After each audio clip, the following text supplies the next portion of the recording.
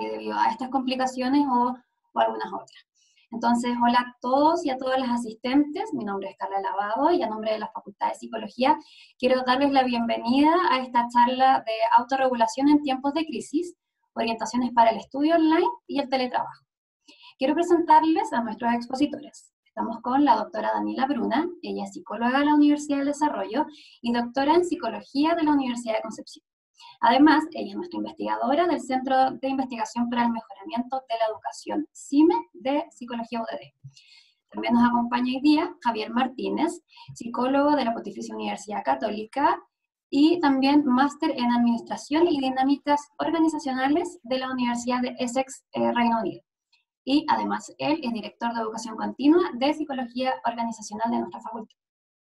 Bueno, antes de comenzar, queremos comentarles que esta exposición durará aproximadamente 50 minutos y luego dejamos un espacio abierto para preguntas. En su barra de Zoom, en la parte inferior, podrán hacer sus consultas en la sección Question and Answer, SQ&A. Ahí pueden dejarnos sus preguntas durante toda la charla, pero serán respondidas finalmente en un espacio que tenemos determinado para la sección de preguntas y respuestas. Les recomiendo que no las dejen en el chat, porque sucede que la gente va comentando y va subiendo, entonces se pueden perder. Esta forma es mucho más ordenada. Quiero comentarles también que esta charla va a ser transmitida por uddtv.udd.cl, así que también la pueden seguir en esta plataforma. Bueno, esperamos que ahora sí la tecnología nos acompañe, pero les pedimos consideración si es que tuviéramos algún problema técnico durante la charla. Y como les comentaba, a todos los que ya fueron ingresando nuevamente, la charla va a quedar grabada y la vamos a dejar en nuestra página web, psicología.udd.cl. Bueno, agradecemos a todos los interesados en participar y los invitamos a que sigan informándose siempre de nuestras actividades en nuestra web, psicología.udd.cl, y también en nuestras redes sociales, por ejemplo, Instagram, @psicologia_udd. Ahora entonces dejo con ustedes, sin más preámbulos, a la doctora Daniela Bruna para que comience su presentación.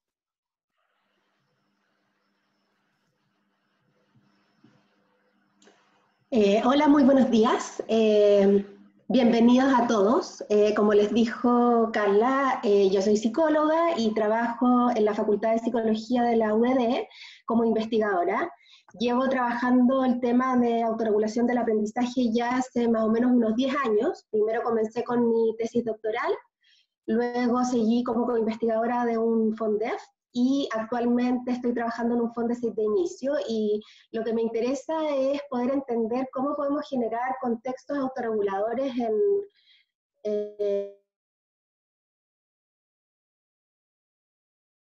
sistemas académicos, específicamente de las prácticas docentes que realizan los profesores en el aula, ¿ya? Pero hoy día la invitación es hacer una remirada a este modelo, ¿no es cierto? Estamos viviendo una crisis sanitaria bastante relevante. Se habla de que es la crisis más compleja y más grave desde hace 100 años atrás.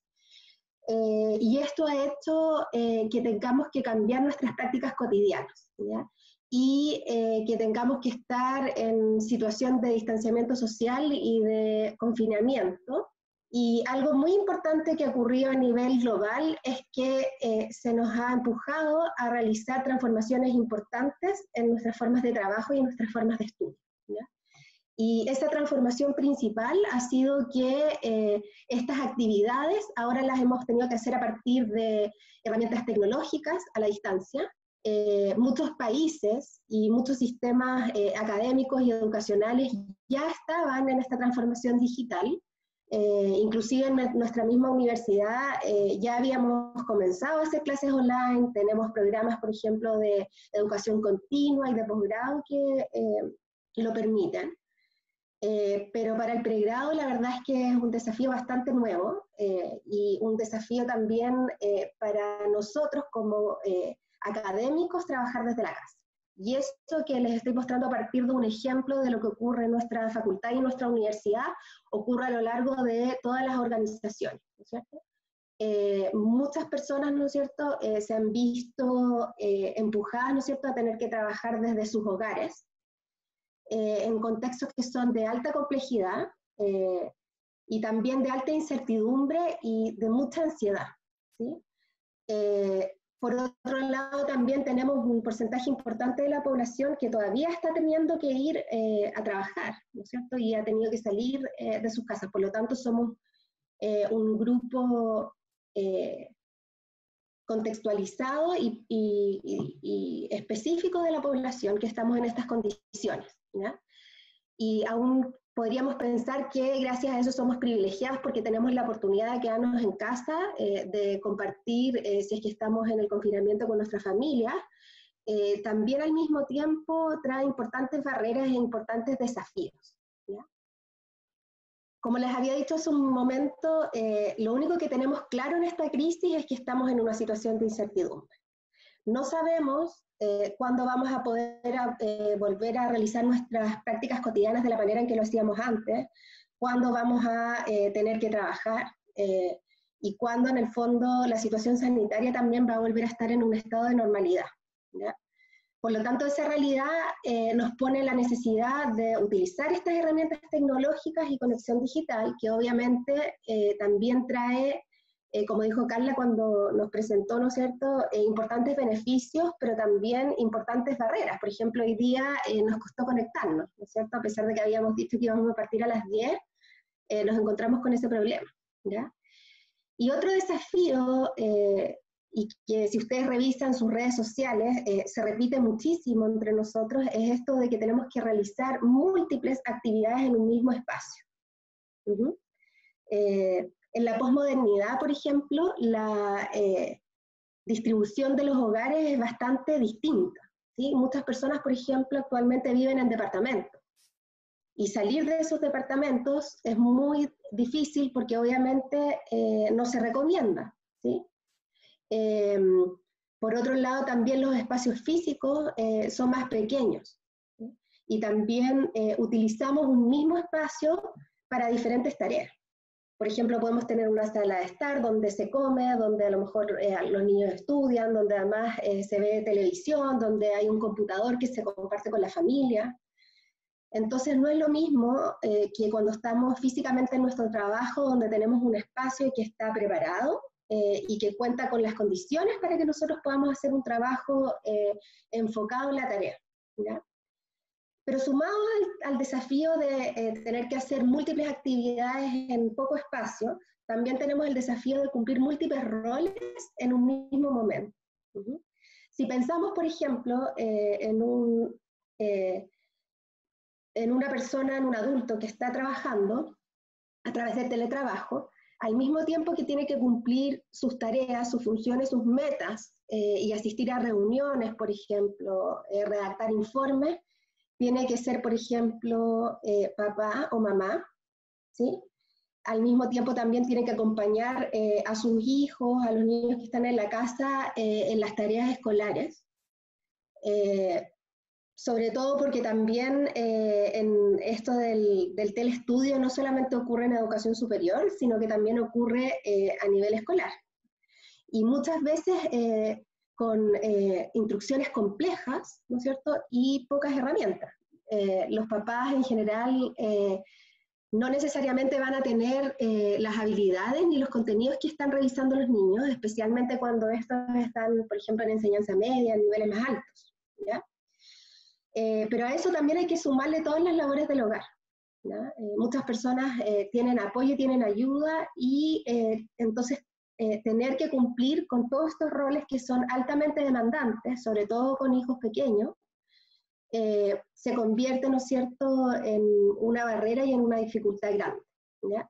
Y eso hace que aumenten muchas emociones, especialmente de valencia típicamente negativa, como por ejemplo la ansiedad. Y también hay un cuestionamiento de esta idea de si tenemos que vivir esto como una normalidad, ¿no? Y desde la psicología y desde las ciencias sociales se podría decir que efectivamente esto no es la normalidad. Si lo miramos desde un criterio estadístico, donde sería la mayoría para poder definir que algo ocurre y es normal, la mayoría que está inserto en esa realidad, claro que sí. Pero si lo pensamos desde una postura de la experiencia, de la vivencia que tienen los sujetos, efectivamente no es una normalidad y vamos a requerir un tiempo de adaptación un tiempo también de duelos. Por ejemplo, las personas que están solas están también en duelo del contacto interpersonal con otros. Los estudiantes están en duelo del contacto con sus compañeros, que es muy importante para el aprendizaje, del contacto con los profesores, ¿ya? Pero sí sabemos que vamos a tener que cumplir estas tareas y que también poder insertarse, tener metas, tener actividades, especialmente actividades cognitivas que nos hagan pensar, también son elementos que constituyen un factor protector de la salud mental y nos ayudan a mantenernos sanos, ¿ya?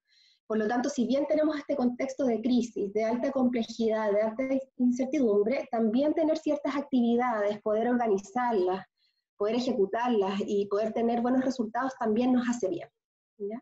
Por lo tanto, lo que vamos a hablar hoy día es de cómo gestionar estas tareas, de cómo encontrar ciertas estrategias para poder llevarlas a cabo en este contexto de alta complejidad y de alta incertidumbre, ¿ya? Yo voy a comenzar hablándoles un poco de qué es la autorregulación, que es una variable que se ha convertido en tendencia en la investigación en psicología educacional desde hace unos 30 años atrás, y vamos a hablar por qué. Y también voy a invitarlos a remirar este modelo y poder buscar estrategias utilizándolo como marco de referencia para poder atravesar esta situación de crisis y poder hacer actividades académicas y actividades que tienen que ver también con el teletrabajo, ¿ya? Pero también algo que es importante pensar es que la autorregulación no necesariamente es algo que ocurre de manera individual, ¿sí? Sino que también es algo que puede ocurrir gracias a que los contextos y las instituciones con las cuales nosotros nos relacionamos establecen, ¿no es cierto?, ciertos andamiajes, ciertos apoyos para lograr, ¿no es cierto?, que nos autorregulemos. Por ejemplo, no es lo mismo ir a estudiar en un lugar que nos ofrece normas, que nos da cierta estructura, donde hay ciertos hábitos, ciertas prácticas que se repiten, que por ejemplo tener que estructurar todos esos temas por nosotros solos, ¿ya? Y que es un poco a veces la sensación que ocurre cuando tenemos clases a distancia en la universidad. Los estudiantes muchas veces primero tienen mucho miedo porque sienten que no está la estructura habitual que los hace sentirse cómodos, ¿ya? Pero obviamente a nivel digital y a distancia también podemos generar esos entornos que otorguen estructura, ¿ya? Y para eso también está invitado Javier Martínez, quien forma parte de nuestra área organizacional en la facultad, quien va a reflexionar en torno a cómo las organizaciones pueden, de alguna manera, otorgar estos andamiajes y estos apoyos para fomentar la autorregulación de sus colaboradores, ¿ya? Entonces vamos a partir con una mirada más teórica, definiendo de qué se trata la autorregulación, para avanzar, ¿no es cierto?, a estrategias que podemos utilizar de manera individual para autogestionar estos procesos, y finalmente vamos a cerrar con una mirada más organizacional y más sistémica de cómo estos andamiajes pueden ser entregados externamente y también pueden servir de alguna manera como un apoyo, ¿ya? Bueno, y yo les estaba contando este contexto de crisis como una manera de contextualizar, y la autorregulación del aprendizaje aparece como una posible respuesta para poder organizarnos y para poder llevar a cabo estas actividades tanto académicas como laborales a los cuales nos vemos enfrentados, ¿ya?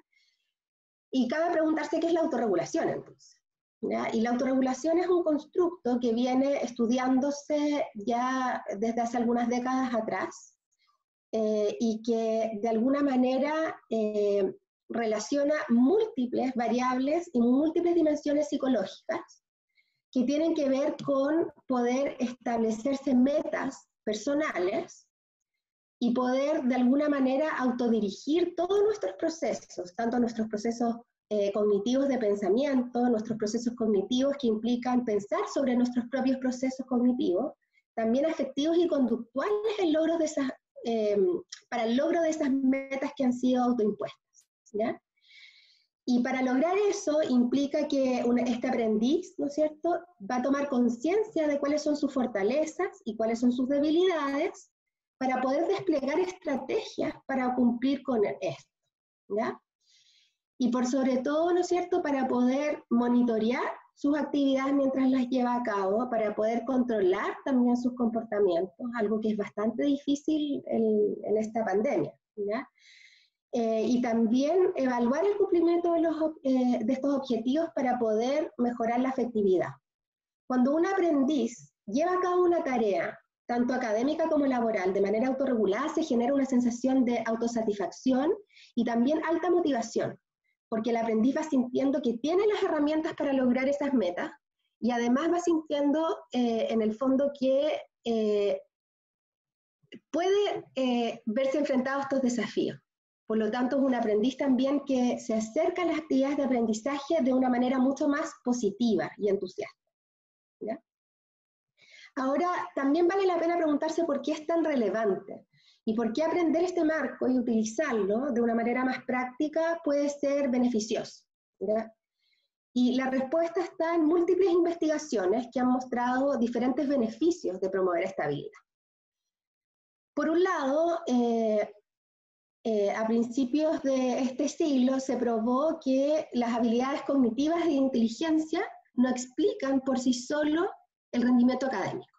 ¿Qué quiere decir esto? Que podemos tener una persona con un CI muy alto y altas capacidades cognitivas, pero no necesariamente eso se va a relacionar con el cumplimiento de metas y tampoco se va a relacionar efectivamente con un alto logro en esas tareas, ¿ya? Por el contrario, lo que se ha encontrado es que cuando queremos explicar el rendimiento académico y el logro, la variable que más pesa es la autorregulación, ¿ya?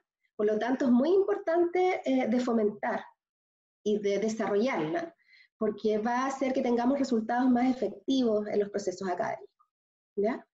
Otra cosa muy importante viene desde la mirada del lifelong learning o aprendizaje para toda la vida, que tiene que ver también con esta necesidad de desarrollar habilidades para el siglo XXI, que nos permitan ser aprendices que tengamos estrategias para seguir aprendiendo toda la vida. No solamente aprender en contextos académicos y escolarizantes, sino que también aprender constantemente, ¿ya?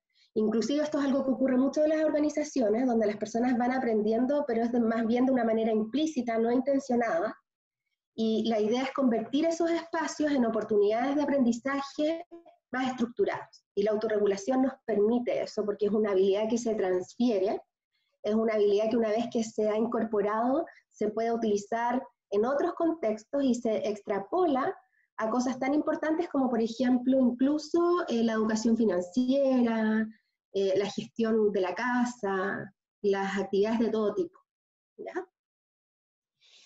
También es importante, sobre todo para educación superior, porque se asocia mucho a ajuste académico y permite de alguna manera prevenir el abandono. Por lo tanto, es una variable que si la fomentamos y la trabajamos, es mucho más probable que nuestros estudiantes no abandonen, ¿ya?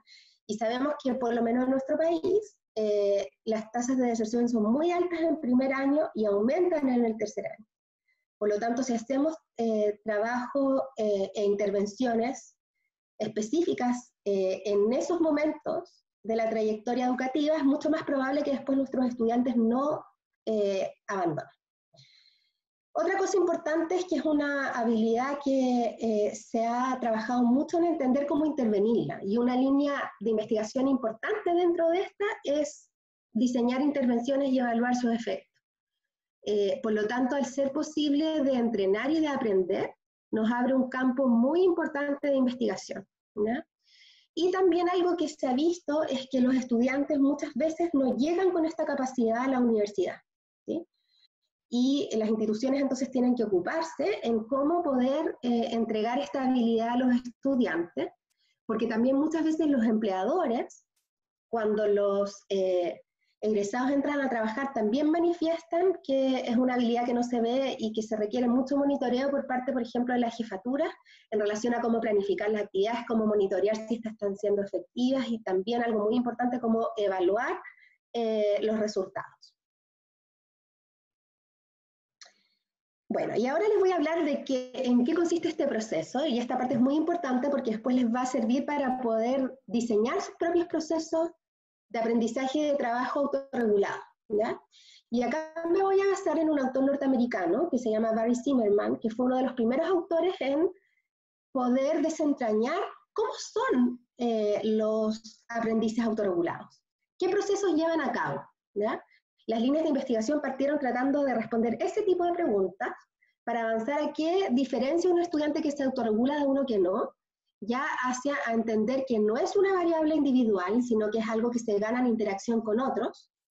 Por ejemplo, en contextos de aprendizaje se gana en la relación con los compañeros, con los pares, y por eso aparece con tanta fuerza el aprendizaje colaborativo, ¿ya?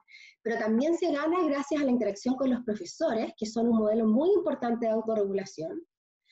Y si pensamos en la vida cotidiana, también se gana a partir de los pares, y en el trabajo se gana a partir de los colegas, y a partir de las jefaturas, a partir de los líderes, etc. ¿Ya? Bueno, y Barry Zimmerman lo que hizo fue estudiar e investigar cómo era el comportamiento de estudiantes que efectivamente se autorregulaban. Y él descubrió que tenían ciertos aspectos en común, ¿ya? Y esos aspectos en común se trataba de ciertas variables que hoy en día se habla de que son variables cognitivo-motivacionales, porque tienen que ver con pensamiento y con afecto, ¿ya? Y se organizan en 3 fases, que él habló de que son cíclicas. ¿Qué implica esto? Implica que cuando un sujeto comienza una tarea académica o laboral, ¿no es cierto?, lleva a cabo la primera fase, y según la calidad de cómo viva esta fase, se va a vivir la siguiente, y sucesivamente la última, ¿ya? Y organizó este proceso en 3 fases, que se llaman fase de disposición o de preparación, la fase de desempeño y la fase de autorreflexión. Cuando hablamos de la fase de disposición, estamos hablando de la etapa donde el estudiante se prepara para llevar a cabo la tarea, ¿ya?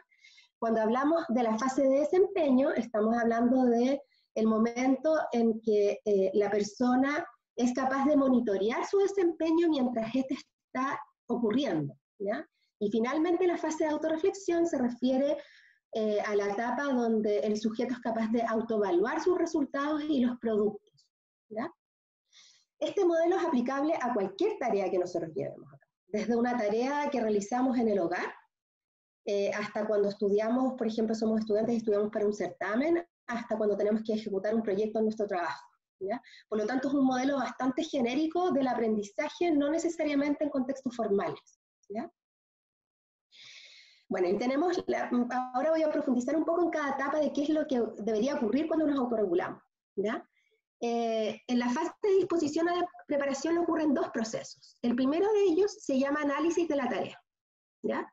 Supongamos que estamos en la universidad y nos piden un trabajo, y lo primero entonces es leer esas instrucciones, entender qué es lo que nos está pidiendo, pensar qué materiales necesitamos, qué tipo de ayuda, cuánto tiempo vamos a tener, etc. ¿Ya? Por lo tanto, acá Zimmerman define que para poder llevar a cabo un buen proceso de análisis de la tarea hay que hacer 2 procesos. Por un lado, tenemos que establecernos metas, ¿ya? Esas metas en general deberían ser personales, porque de esa manera el proceso es mucho más significativo, porque tiene sentido para el aprendiz. Pero el tema es que muchas veces las actividades no nos hacen sentido o no las entendemos tan bien, y por eso surge como un factor muy importante el profesor, también el currículum que tiene el programa de estudios, por ejemplo, y también los jefes, los líderes, la organización. ¿Por qué? Porque muchas veces las metas las vamos a tener que entender primero externamente para poder internalizarlas. Entonces, por ejemplo, en una asignatura podríamos mirar cuáles son los resultados de aprendizaje que se esperan, las competencias que se quieren lograr, y a partir de eso establecer metas personales que tengan que ver con esas tareas que queremos realizar, ¿ya? Por otro lado, al analizar la tarea también tenemos que llevar a cabo un proceso de planificación estratégica, ¿ya? Y esto se trabaja muchísimo en las universidades, por ejemplo, en los centros de apoyo al desempeño académico, donde se habla de cómo organizar cuáles son los recursos materiales, pero también los recursos temporales, elegir, por ejemplo, cuál es la mejor manera de ganar un aprendizaje según la asignatura, según la disciplina, según los resultados de aprendizaje. Y lo mismo ocurre en el trabajo. No es lo mismo, por ejemplo, planificar las estrategias que necesitamos para una tarea que es altamente compleja que para una tarea que realizamos de manera más cotidiana, ¿ya? Por lo tanto, es muy importante también pensar, entonces, ¿cómo es la tarea? ¿Cuáles son las metas que yo espero cumplir, independiente de las metas que se me imponen externamente? ¿Y qué estrategias necesito desplegar para llevar a cabo esa tarea? Y también en la fase de predisposición viene una subetapa que es muy importante, que muchas veces la pasamos por alto, que tiene que ver con activar ciertas creencias, ¿ya? ¿Y qué es lo que se ha encontrado? Se ha encontrado que cuando un aprendiz se siente más autoeficaz, cuando siente que los resultados de la ejecución de su comportamiento van a ser positivos, cuando le interesa la tarea y la valora, la encuentra importante, y cuando está orientado a aprender más que a refuerzos externos como por ejemplo la nota, es mucho más probable autorregularse. Y muchas veces hacemos un buen proceso de establecer las metas y de planificar las estrategias que necesitamos para cumplirlas. Pero muchas veces no nos examinamos acerca de cómo nos sentimos y pensamos acerca de la tarea.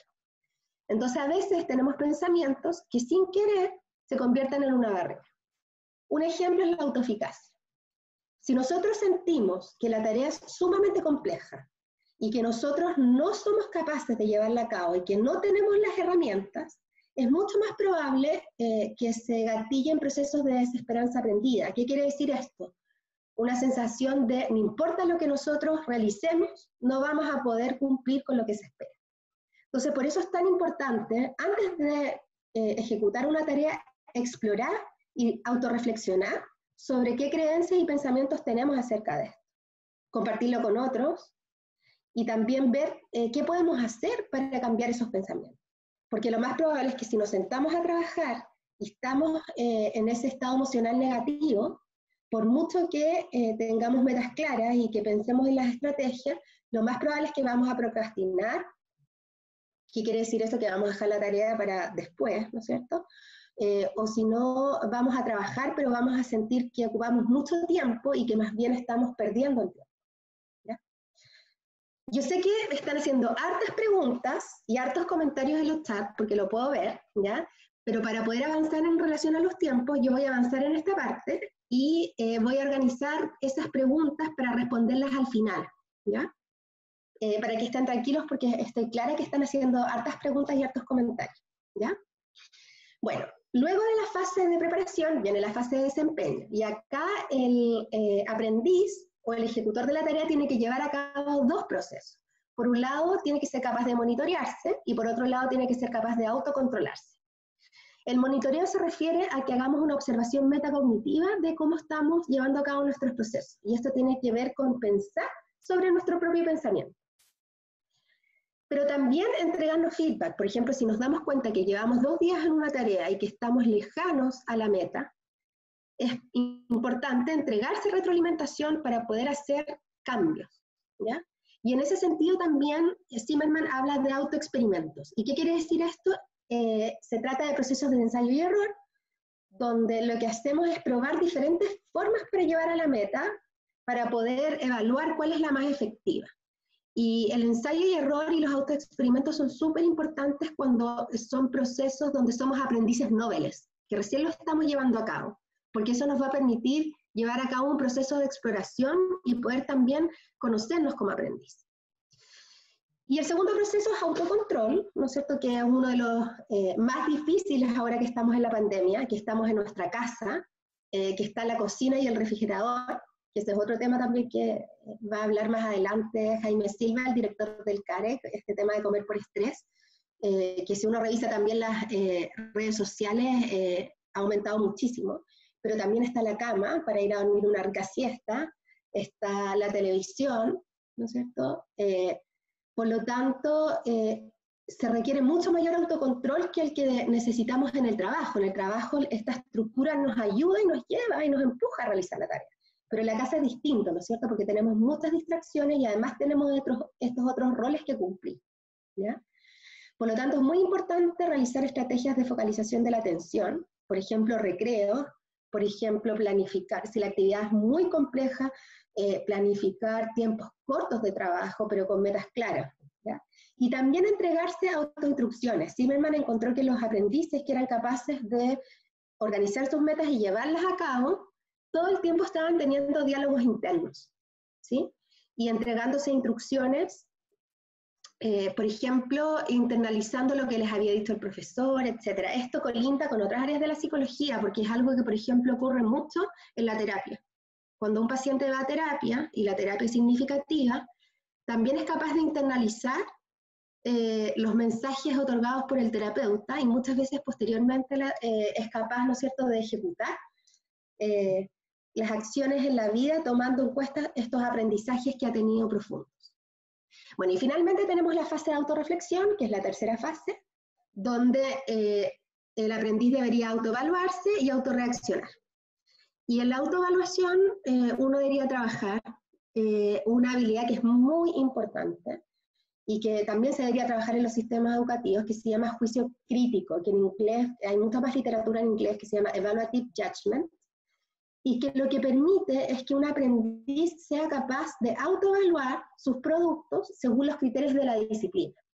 Imagínense, es algo básico, pero es algo muy importante, porque implica que después cuando salgamos al mundo laboral, vamos a ser capaces de ser autónomos en poder determinar cómo está siendo llevado a cabo nuestro trabajo. Y eso implica que vamos a poder determinar planes de qué necesitamos para fortalecernos, pedir ayuda a expertos, ¿no es cierto?, ocupar menos tiempo en aquello en lo cual nos manejamos muy bien, etc.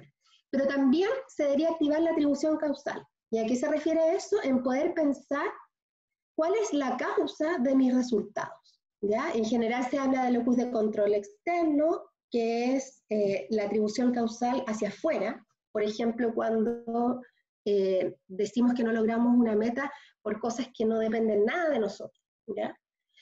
Y tenemos las atribuciones causales internas, que son cuando efectivamente depende de nosotros. Un aprendiz autorregulado no se trata de que todo el tiempo está haciendo atribuciones internas y que todo depende de él. Por el contrario, es un aprendiz que es capaz de hacer esa diferenciación y poder trabajar en lo que efectivamente depende de él, y en lo que no depende de él pedir ayuda, ¿sí?, o saber que ahí hay un límite que no depende. Y eso es muy importante, porque se asocia a sensaciones positivas en relación al proceso de aprender. Bueno, y por último tenemos la autorreacción, que quiere decir con llevar a cabo comportamientos a partir de los aprendizajes en esta tercera etapa. Entonces, tiene que ver con cómo me siento una vez que termina la actividad, y también tiene que ver con, dependiendo de cómo me siento, cómo voy a actuar en futuras oportunidades, y por eso también se habla de que es un proceso cíclico, ¿ya? Ahora, un aprendiz que es experto, no necesariamente cuando lleve a cabo una tarea va a pasar por estas tres etapas. Muchas veces directamente se va al desempeño sin planificar, o muchas veces directamente se va a la evaluación, por ejemplo. Pero cuando nos enfrentamos a situaciones muy complejas, como las que estamos viviendo en estas crisis, es mejor tratar de delinear y diseñar procesos de esta manera, ¿ya? De esta manera me refiero a tomando en cuenta las tres etapas, ¿ya? Ahora me quiero referir a algunas estrategias en cada una de estas fases, ¿ya?, que ustedes pueden tomar en cuenta para poder ejecutar estos procesos de estudio, pero también estos procesos laborales en este nuevo contexto, ¿ya? Por un lado, en la fase de disposición o cuando nos preparamos, es sumamente importante establecerse metas que sean viables, metas que sean realistas. Por ejemplo, voy a poner un ejemplo personal. Y yo cuando estaba haciendo mi tesis de doctorado, a veces me ponía metas gigantes, como en un mes tengo que tener listo el material. Y pasaba ese mes y la verdad es que la meta no estaba cumplida. ¿Por qué? Porque es una meta extremadamente abstracta, muy compleja y a largo plazo.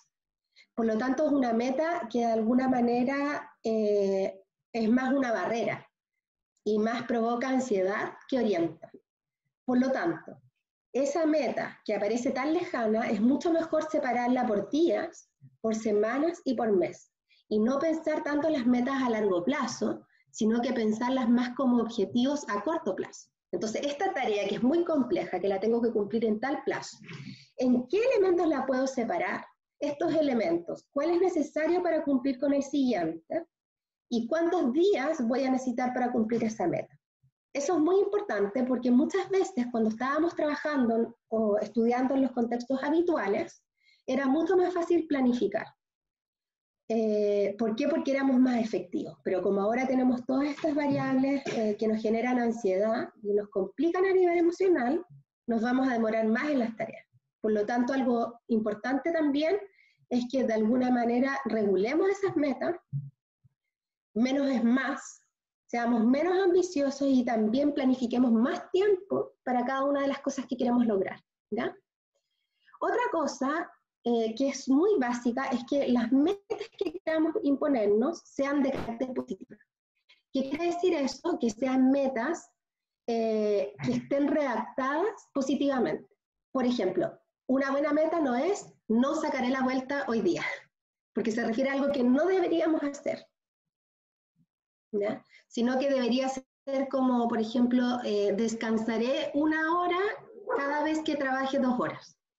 Se fijan que es distinto, apelan a lo mismo, pero están pensadas y estructuradas de una manera diferente. Otra cosa que es importante es tener metas que sean flexibles. ¿Por qué? Porque muchas veces nos vamos a poner metas que en un contexto, entre comillas, de normalidad, cumpliríamos a cabalidad, pero que en este nuevo contexto nos va a costar mucho cumplir. Y eso atenta mucho contra la autoeficacia.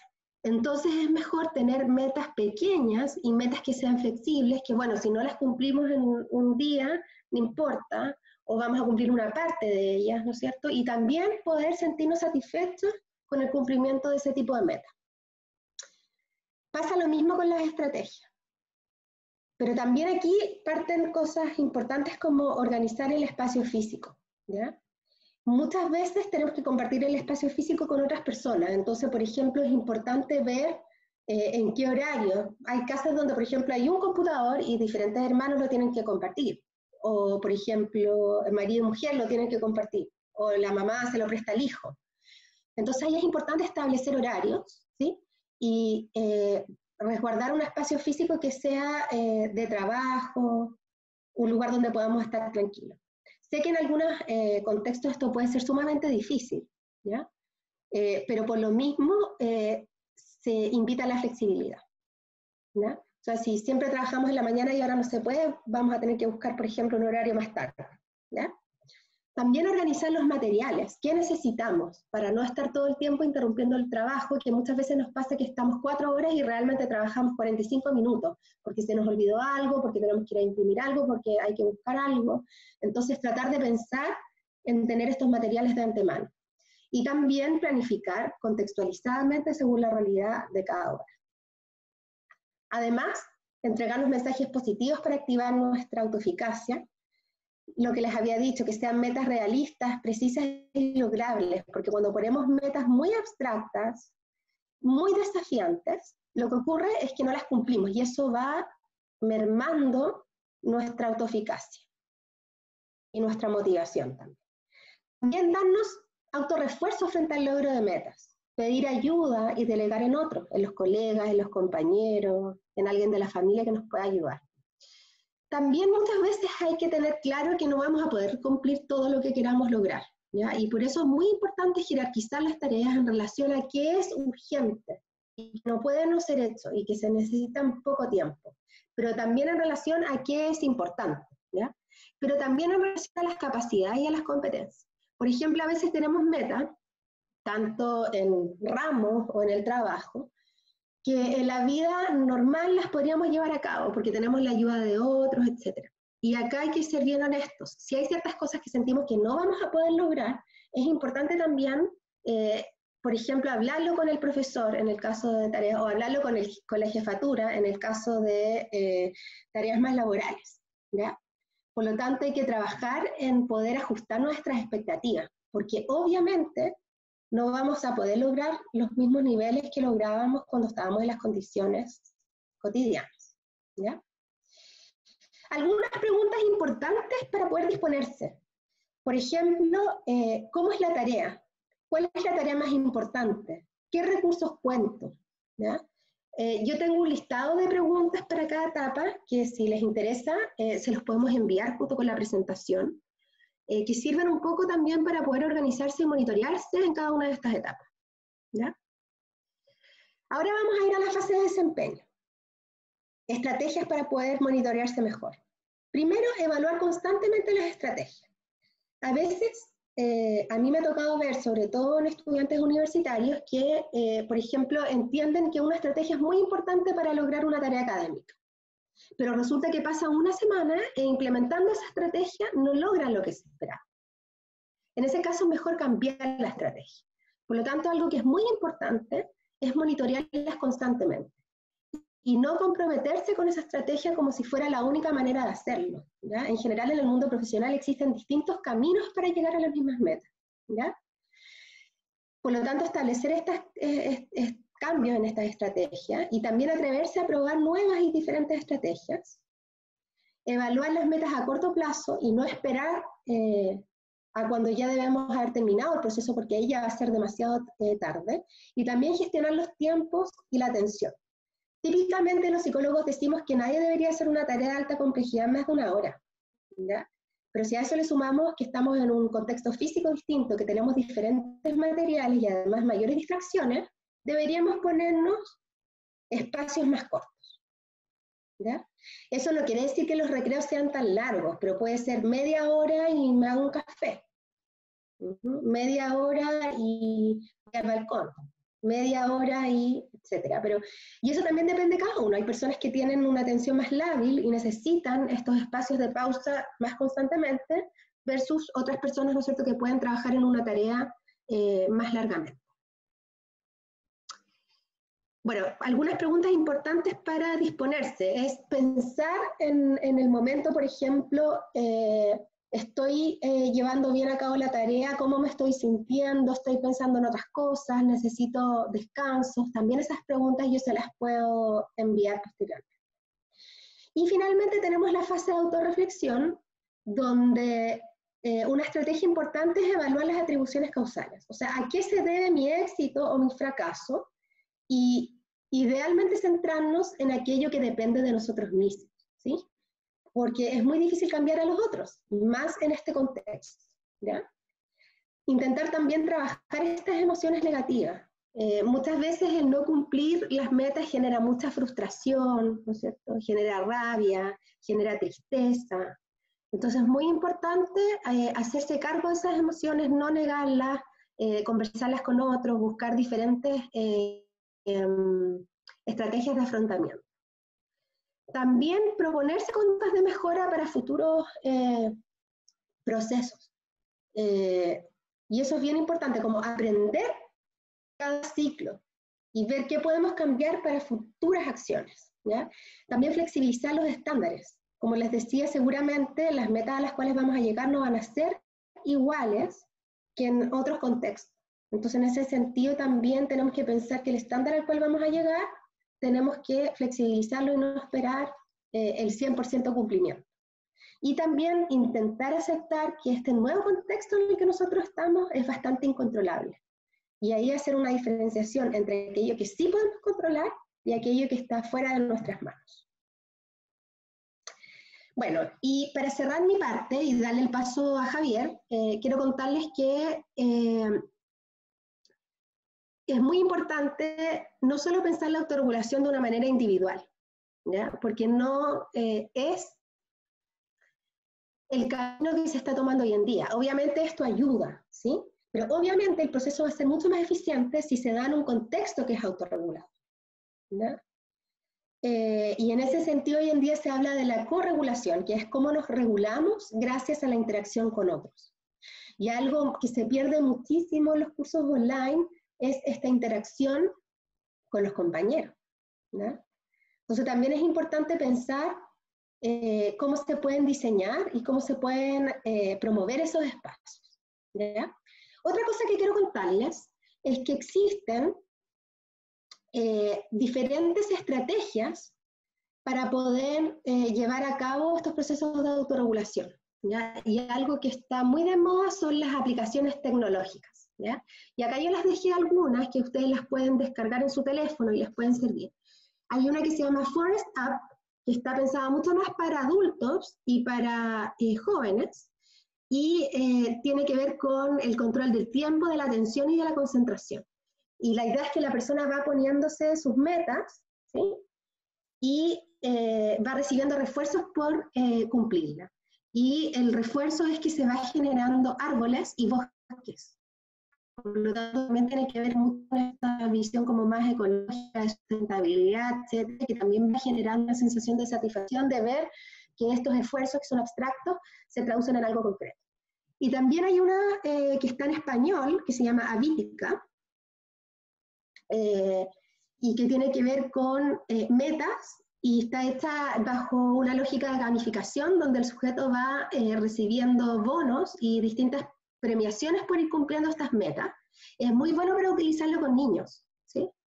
Ahora que está complejo el tema, por ejemplo, cuando vuelvan y si les toca seguir en el tema online, por ejemplo, no le podría decir, bueno, hoy día vas a hacer una tarea y vamos a anotar esa meta, y si se cumple, se va poniendo en la app y el niño va recibiendo puntaje como un juego, ¿ya?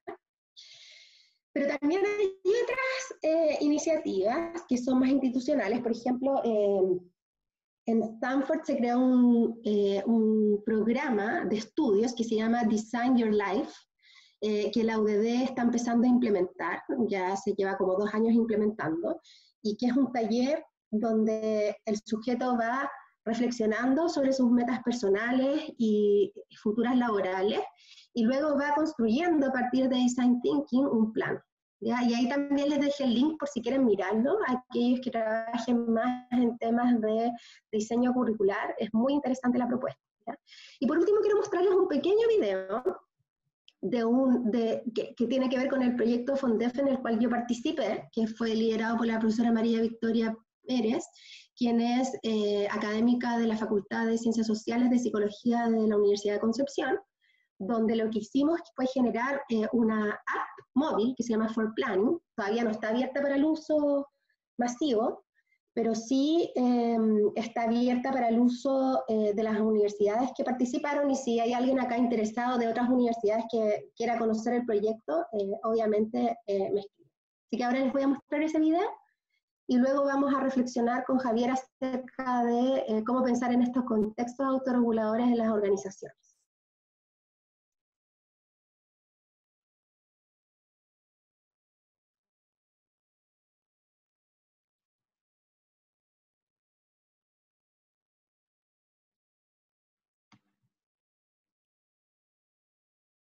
¿Qué es For Planning? For Planning es un modelo intracurricular diseñado para el desarrollo de competencias de autorregulación en el aprendizaje universitario. En esta aplicación móvil, el estudiante encontrará un total de 9 sesiones virtuales más una autoevaluación final como complemento a las sesiones presenciales. Así, el usuario desarrollará competencias básicas de disposición al aprendizaje en la planificación de sus estudios. ¿Cómo instalar For Planning en el equipo móvil? Es sencillo. Para usar esta función, el estudiante debe disponer de Internet y buscar en la tienda virtual, App Store o Play Store, la aplicación For Planning. Una vez terminada la descarga, automáticamente el icono de For Planning quedará en la pantalla del celular para acceder cada vez que el alumno quiera. ¿Cómo acceder a la cuenta de usuario? El usuario recibirá un correo con un nombre de usuario y contraseña para empezar a utilizar la aplicación For Planning. Con estos datos, solo debe ingresar y aceptar las condiciones legales de esta app. Finalmente, el estudiante ya es parte de For Planning. Bueno, entonces ahora los dejo con Javier, quien va a hablar de este tema más desde una mirada organizacional.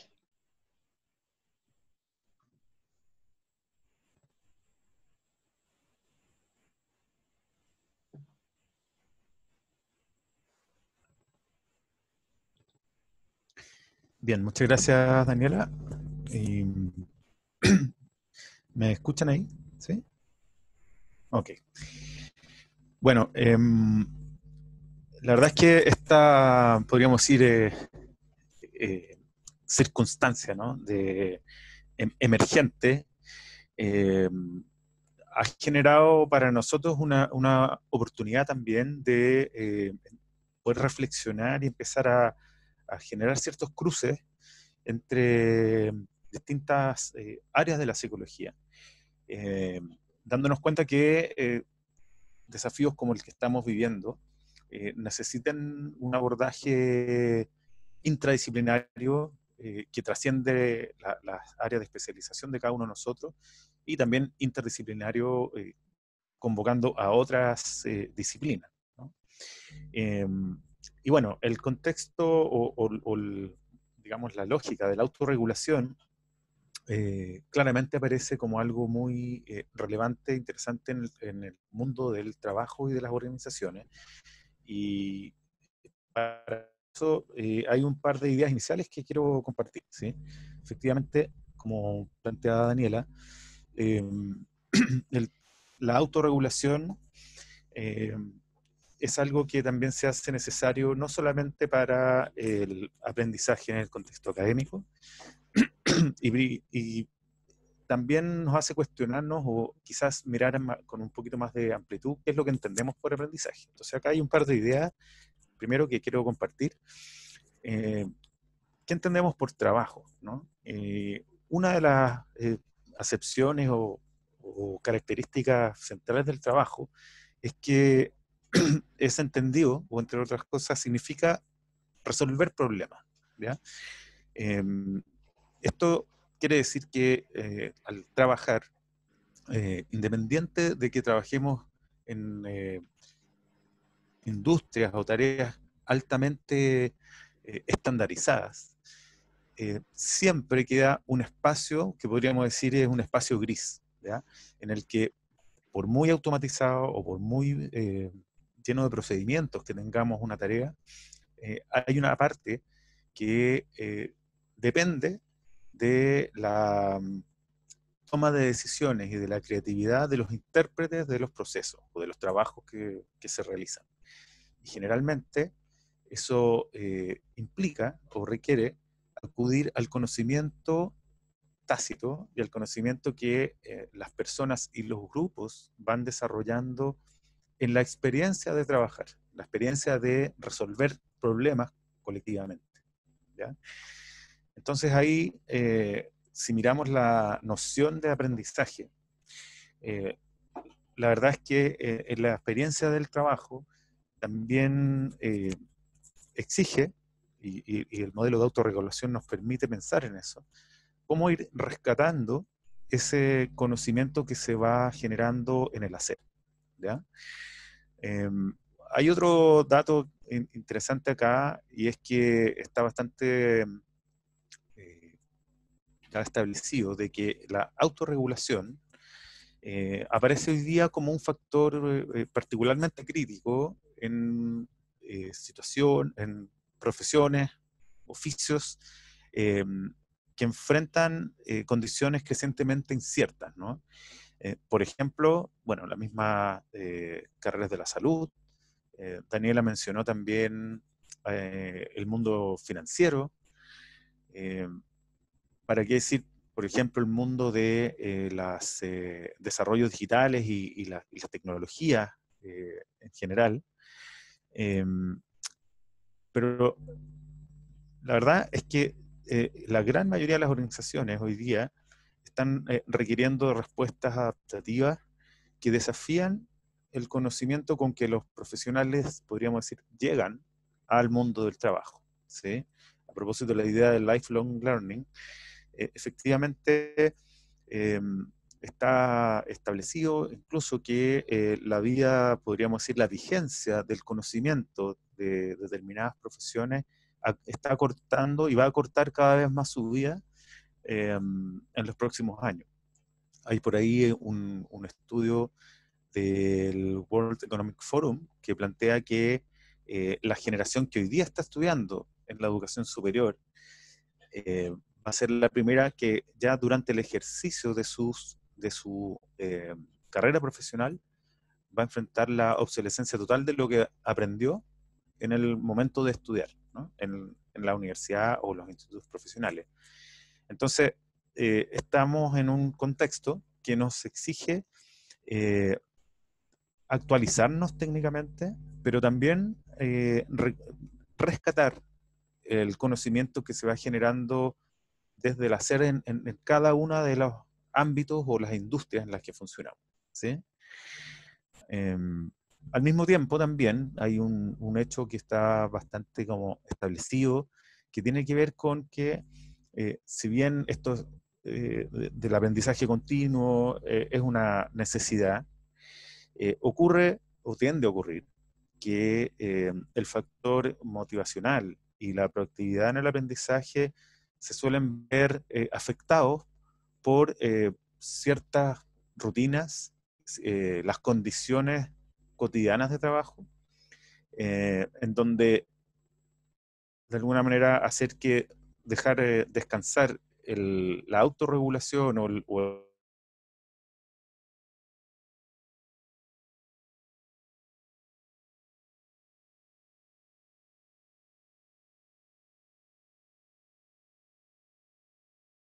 organizaciones o la institución tiene que generar ciertas condiciones para apoyar o andamiajes, como plantea Daniela, para soportar este proceso de aprendizaje continuo. ¿Ya? Bueno, yo quiero compartir un video brevemente a propósito de qué podría ser un contexto que favorece el aprendizaje. Y voy a incorporar, sí, una palabra clave ahora. Después vamos a comentar un poco más que tiene que ver con la autonomía. ¿Ya? La autonomía en los equipos y las personas que operan su trabajo. Entonces, les voy a compartir brevemente un video. Dame un segundo para poder compartir mi pantalla.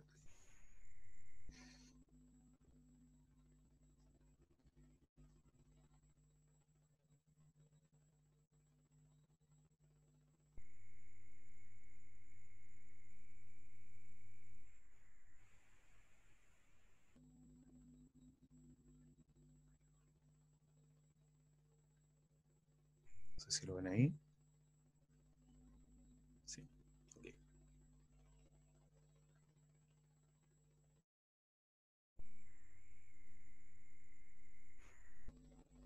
Bien, ahí sí.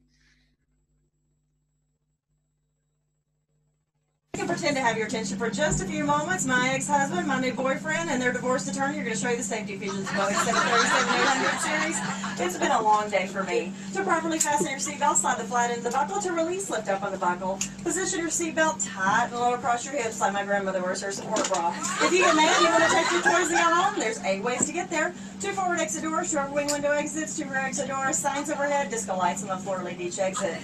Everybody gets a door prize in the seat back pocket in front of you, along with dirty diapers, chewing gum wrappers, banana peels, and all other gifts you leave for us from time to time. It's a safety information card. Take it out, check it out. You'll notice in the highly unlikely event that the captain lends us near a hot tub, everybody gets their very own teeny-weeny yellow Southwest bikini. One size fits all.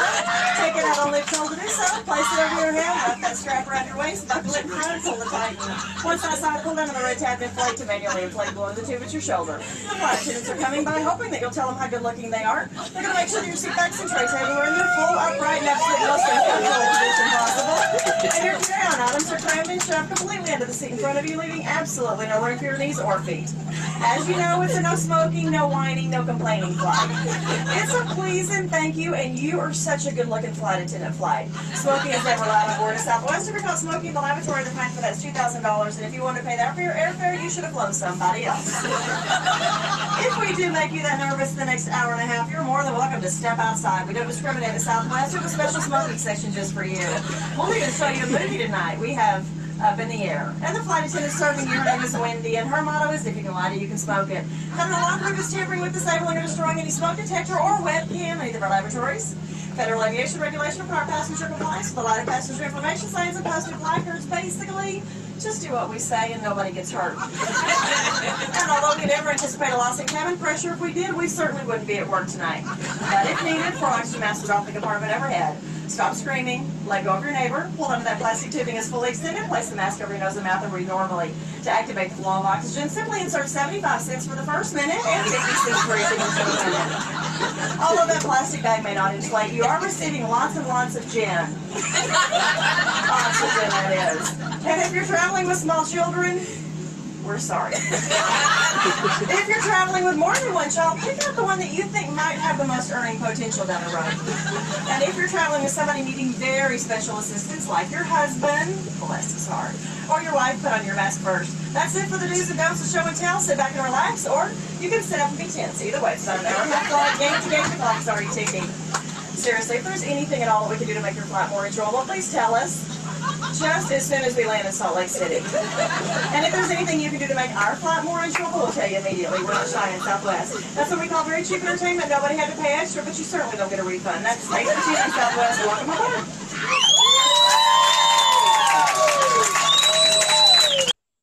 You can pretend to have.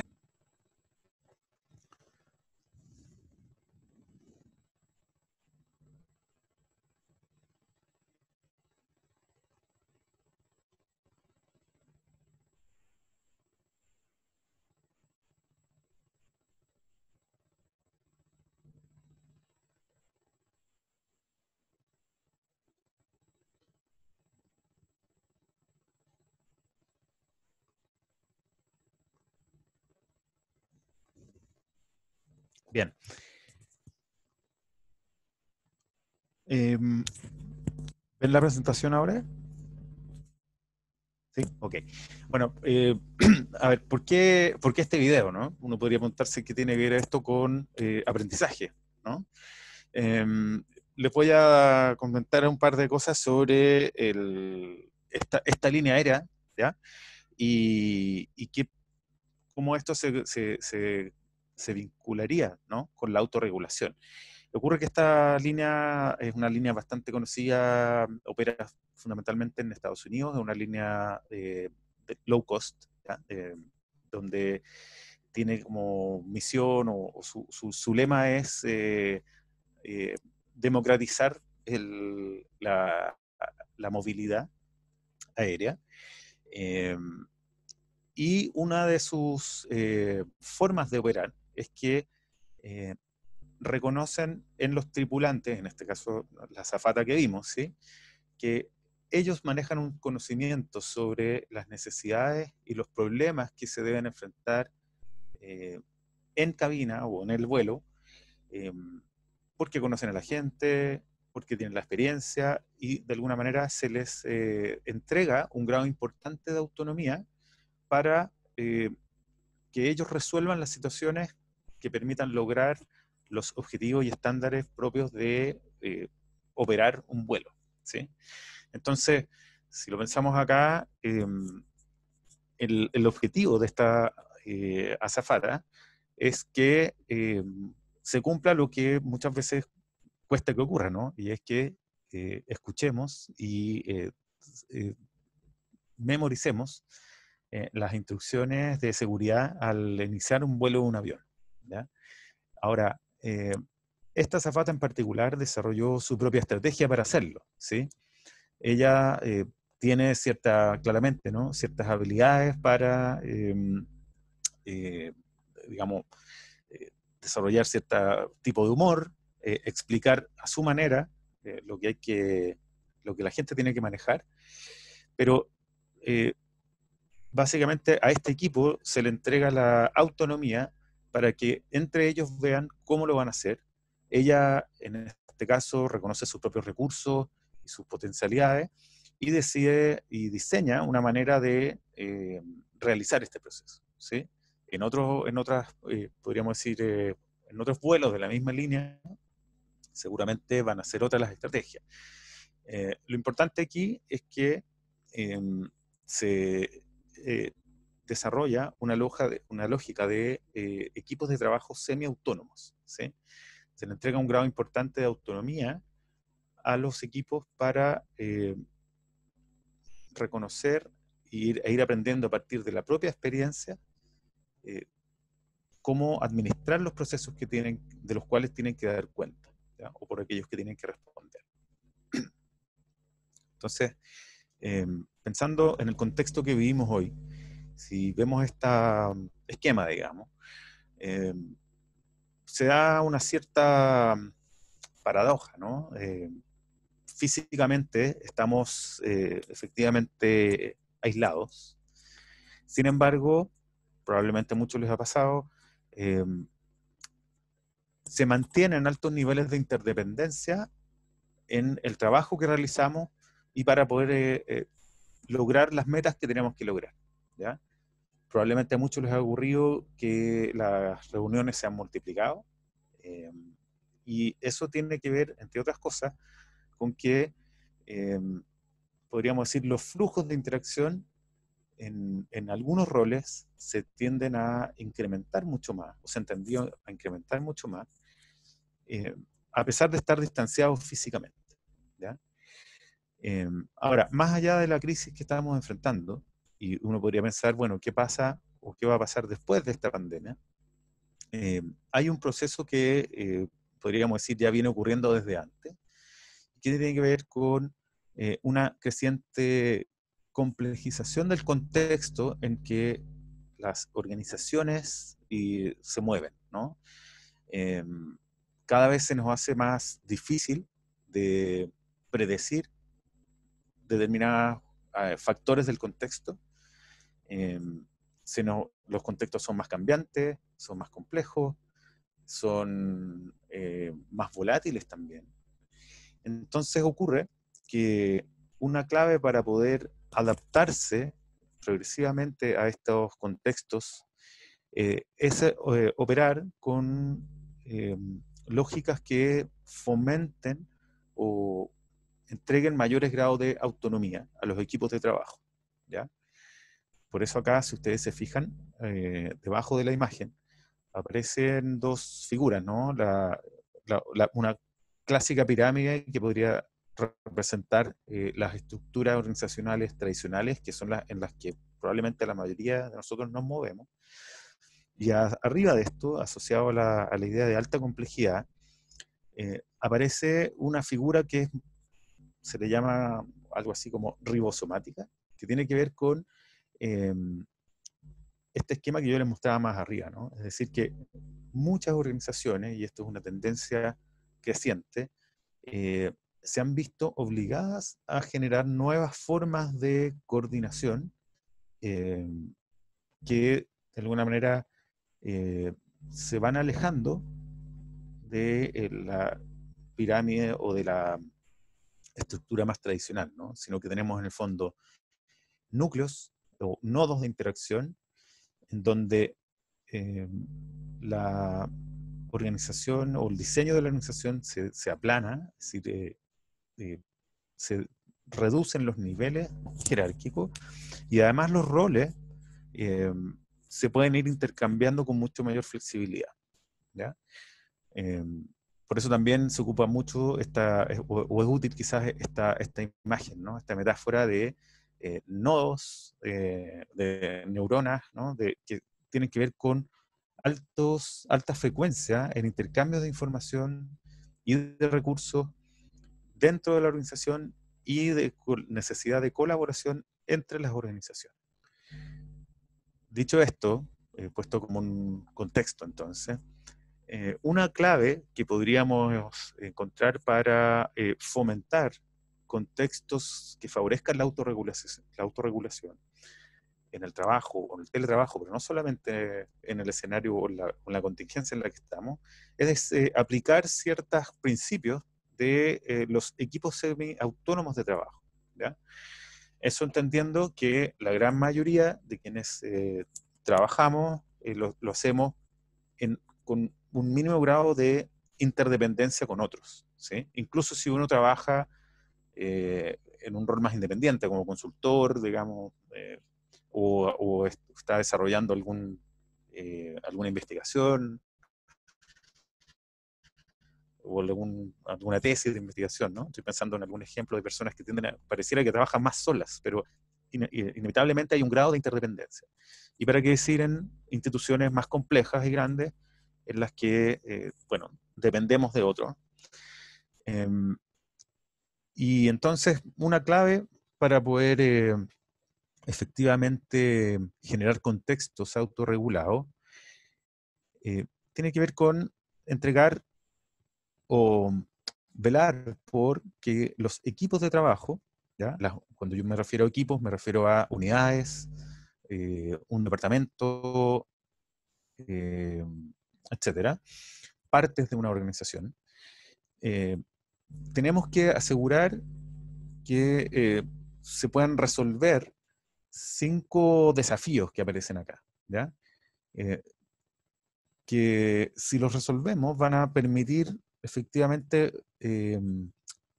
lograr un mayor nivel de eficacia, de aprendizaje y de mejora continua en el actuar de los equipos o unidades que tienen algún proceso o alguna tarea a su cargo, ¿ya? El primero de ellos que vemos acá tiene que ver con asegurar que sean identificadas las demandas del sistema o el entorno en el cual está inserta una unidad o equipo de trabajo, ¿ya? Recordemos, sí, que la noción de aprendizaje que ahora yo estoy ocupando se amplía no solamente a cómo nos actualizamos en un cierto saber técnico, sino que a la idea de reflexividad que mencionó Daniel en algún momento, ¿sí? Es decir, cómo administramos y vamos mejorando nuestro quehacer a partir de la experiencia, ¿ya? Entonces, autorregulación va directamente vinculado a la noción de ciertos grados de autonomía, ¿ya? Por eso hablamos también de equipos semiautónomos, no totalmente autónomos, ¿sí? Y esto nos sirve para pensar poniéndonos tanto en el lugar de, podríamos decir, las jefaturas, aquellos que dirigen en términos más globales una organización y que tienen que crear estos contextos, como para aquellas personas que son parte de un equipo, ¿ya? Quienes podríamos decir, operamos los procesos o ejecutamos el trabajo, ¿ya? Entonces, esta primera dimensión tiene que ver con que para que un equipo pueda operar con eficacia, es importante negociar cuáles son los recursos y podríamos decir, la tarea principal del equipo de trabajo o la unidad, ¿ya? Por lo tanto, entregarle un cierto espacio de legitimidad y de recursos para poder situarlo en el contexto organizacional. Concretamente también esto tiene que ver con definir y establecer, ya mirando desde la gestión propia de un equipo de trabajo, con quienes tenemos nuestros mayores grados de interdependencia externa, ¿ya? Con qué otros equipos tenemos, podríamos decir, interacciones críticas, y quiénes son nuestros stakeholders o aquellos que se ven afectados por aquello que yo realizo como equipo de trabajo, ¿ya? Que son aquellos que tienen algunos intereses en juego en lo que yo hago y que también tienen la capacidad o la probabilidad de favorecer o entorpecer la misión o tarea principal de mi equipo, ¿ok? Entonces, esa primera dimensión es clave porque tiene que ver con cómo nosotros definimos o identificamos cuál es el entorno en que un equipo de trabajo se mueve, ¿sí? Por eso esta figura que yo les mostraba. Si nosotros vemos que aquí el círculo mayor, digamos, es la organización, dentro de ella tenemos una serie de subsistemas que podríamos considerar, por ejemplo, aquí como un equipo de trabajo, pero que uno tiene que ser capaz de identificar su posicionamiento del sistema, los recursos que requiere y negociar, ¿ya? Sobre todo hoy, en una situación como en la que estamos, probablemente a muchos les ha ocurrido que tanto uno individualmente, pero sobre todo su equipo de trabajo se ve demandado por simultaneidad de emergencias, ¿no? Entonces, un consejo, podríamos decir, o una clave fundamental para mantener un funcionamiento en un contexto como el que estamos, es el de negociar y priorizar, ¿sí? Y para eso hay que realizar conversaciones con aquellos que son nuestros jefaturas o nuestros clientes, y poder asegurar un contexto de, podríamos decir, de deliveries o productos o resultados abordables, asumiendo los recursos que tenemos como equipo de trabajo. Otro desafío importante acá tiene que ver con que una vez establecida, podríamos decir, el encargo y negociados los encargos para un equipo, ¿ya?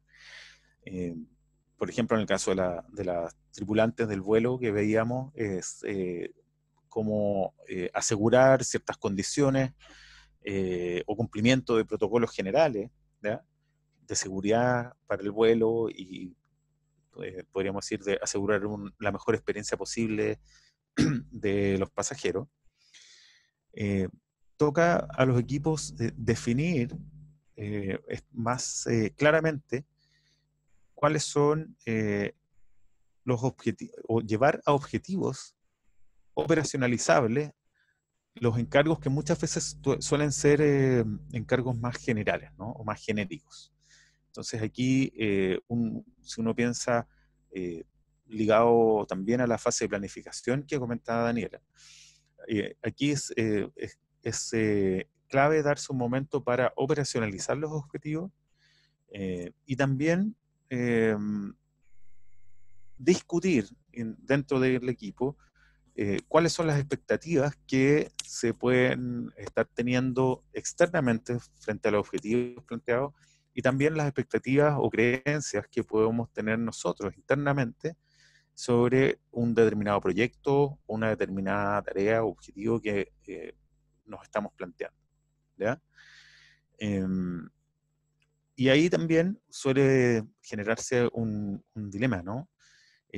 Y es que hasta qué punto le otorgamos real libertad a los equipos para tomar decisiones autónomas sobre el alcance de ciertos objetivos, o bien todo vamos a dejarlo más sujeto a consulta externa, ¿sí? Lo que se recomienda acá, en este contexto sobre todo, es que efectivamente les demos un grado de discrecionalidad mayor a los equipos o a las unidades para que puedan resolver o tomar decisiones lo más autónomamente posible, entendiendo que sí hay ciertas metas o condiciones generales que necesariamente deben ser validadas, ¿sí? Pero en estos contextos o en aquellos contextos organizacionales que tienden a ser muy jerárquicos, donde está todo muy estandarizado, cabe preguntarse hasta qué punto hoy día, y en la situación en la que estamos, es tan controlable todo, ¿sí? Entonces también es una, podríamos decir, una oportunidad la que estamos enfrentando para ceder cierto grado de autonomía o ir permitiendo el desarrollo de mayores niveles de autonomía en las unidades de trabajo. ¿Okay? Después, si esto lo pensamos como un flujo, pero que la verdad, más que por etapas, es algo que es iterativo, resulta clave también hoy que dentro de los equipos seamos capaces de definir claramente roles y responsabilidades en función de los objetivos que nos hemos trazado, ¿ya? Esto también, diría, tiene que ver no solamente con una etapa de planificación, sino que también es algo que tiene que irse revisando continuamente en el ejercicio y en el de la tarea, digamos, o en el desarrollo de los proyectos que estemos realizando, ¿ya? Dependiendo del tipo de organización en la que estemos, algunos trabajan más en base a proyectos, otros más bien en base a la ejecución de ciertos planes o programaciones, ¿cierto? Pero un problema que es muy recurrente tiene que ver con la presencia, digamos, de ciertas áreas de superposición de roles o de superposición de responsabilidades, en donde no siempre se explicita o se pone sobre la mesa cuál es el rol de cada integrante del equipo, ¿ya? Y cuando yo me refiero a rol, tenemos que contemplar o tener presente que hay dos elementos ahí, ¿no? El rol se refiere por un lado a las tareas o las acciones que yo tengo que realizar, o las funciones, si se quiere, pero también al estilo o a la manera de trabajar o de realizar esas tareas, ¿ya? Y ahí entran a jugar elementos mucho más implícitos que a veces son propios de la cultura de cada organización, eh, o que tienen que ver con la generación de ciertas normas implícitas dentro de los equipos y los grupos de trabajo, ¿ok? Y eso es importante, darse el espacio para también procesarlo, conversarlo, negociarlo, ¿sí? Y para esto nos sirve quizás entender que los roles dentro de los equipos son una intersección entre aquello que cada uno de nosotros trae desde su historia personal y su estilo personal, y aquello que podríamos decir es la historia del mismo rol en el sistema en el que estamos insertos. Entonces, para ponerlo con algún ejemplo más concreto, si yo pienso, por ejemplo, en el rol de profesor o docente en una escuela, claramente en un sistema escolar específico, el rol de profesor va a tener una cierta, un cierto sello, una cierta historia, a la cual a cada profesor se le va a pedir que se alinee con eso, ¿no? Es decir, cómo se entiende el ser un buen profesor en determinada escuela o sistema escolar, o cómo se entiende, por ejemplo, ser un buen vendedor en una compañía de seguros, por ejemplo, ¿ya? Pensando en otros rubros, ¿sí? O en el rubro de la salud, que sería una buena enfermera, un buen médico. Por una parte, hay algo que es importante de identificar, que es la memoria institucional, pero por otro lado también hay que dejar un espacio para que cada persona o intérprete del rol se apropie de eso, trayendo su propia trayectoria, ¿sí? Cada uno de nosotros le da o le aplica un sello personal a los roles que es inevitable, ¿sí? Entonces, es importante dejar un espacio de podríamos decir, flexibilidad, eh, para que esas dos cosas puedan conversar. Ahora, una vez que tenemos clara la inserción del equipo en el sistema organizacional, hemos definido los objetivos, tenemos claridad sobre los roles y funciones de cada uno, las expectativas que hay sobre cada rol y cómo vamos a funcionar, es clave también para que un equipo pueda autorregularse, definir o darse ciertas normas de funcionamiento interno, ¿ya? Es decir, establecer explícitamente ciertos criterios sobre cómo nos vamos a coordinar, qué espacios vamos a tener de para comunicarnos, explicitar, como yo decía antes, ciertas normas de conducta internas que a veces son emergentes, y definir también si es que necesariamente tenemos que igualarnos, ¿ya?, a ciertas formas de funcionamiento que son propias de la organización, o nos podemos dar ciertas dinámicas internas que puedan ser incluso que se alejen del cumplimiento de protocolos externos al equipo, ¿ya? Aquí la recomendación también es darle cierto grado de libertad a los equipos para que instalen ciertas prácticas que al equipo le resulten más efectivas, ¿sí? Entonces, esto que estoy comentando es algo que hoy día resulta súper necesario, porque, entre otras cosas, trabajando a distancia, y sobre todo trabajando con otros a distancia, estamos o nos hemos visto todos obligados a reinventar ciertas maneras de coordinarnos, cuáles son los espacios en que vamos a tomar decisiones, nos vamos a comunicar, a través de qué canales, ¿sí?